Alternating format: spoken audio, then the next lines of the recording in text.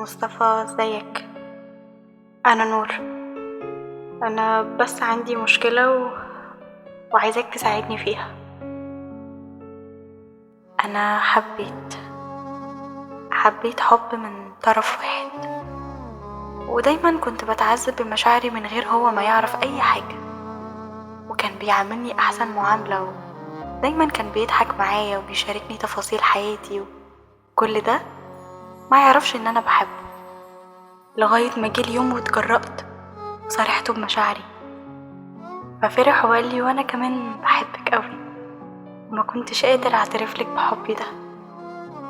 لكن مع مرور الايام ولما حبي ليه زاد، بدأ يبعد عني ويهملني، وبدأ يطنشني ويتجاهل رسايلي كتير، ويرد عليا بعد فترة بحجة ان هو مشغول وما عندوش وقت يكلمني. كل ما اقرب منه خطوة يبعد عني 10. كلمته اكتر من مرة بس بيتهرب مني. ما بقيتش فاهمة ليه.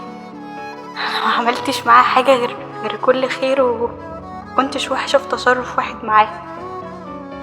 اهتميت وكنت جنبه في اوقات كتير كانت صعبة عليه، شافش مني غير كل حنية.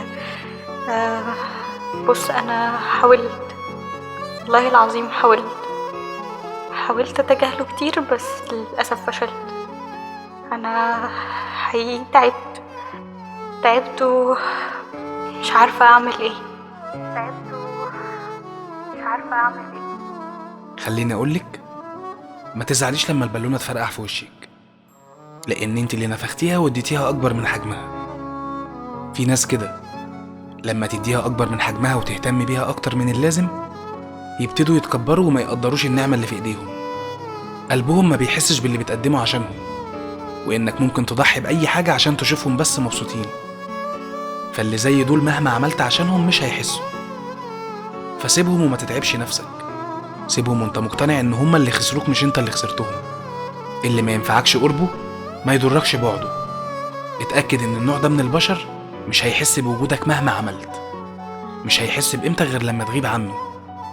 مش هيحس باهتمامك غير لما تتغير عليه. مش هيفهم معنى حبك ليه غير لما تتجاهله. ساعتها بس هيعرف مين انت وكنت بتعمل ايه عشانه. هيلاحظ بعدها مساحة الفراغ اللي سبتها من بعدك. هيشوف ان الالوان بدأت تختفي بغيابك، وهيرجع ويطلب رجوعك لحياته. بس انا عندي قاعدة بتقول: اللي يتخلى عنك مرة قادر يتخلى عنك 1000 مرة.